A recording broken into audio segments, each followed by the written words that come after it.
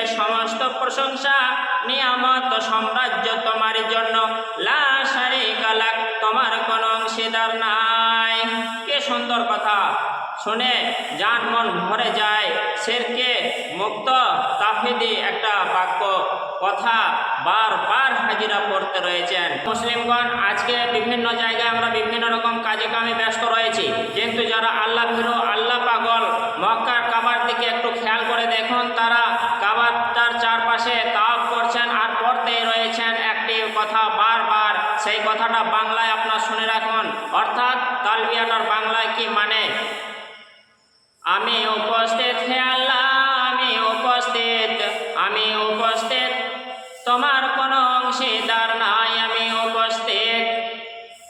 নিশ্চয় সমস্ত প্রশংসা নিয়ামত এবং সাম্রাজ্য তোমারই জন্য, তোমার কোনো অংশীদার নাই, আমি উপস্থিত। অর্থাৎ হাজিগণ কাবাটার চারপাশে তাওয়াফ করছেন আর বারবার পড়তে রয়েছেন,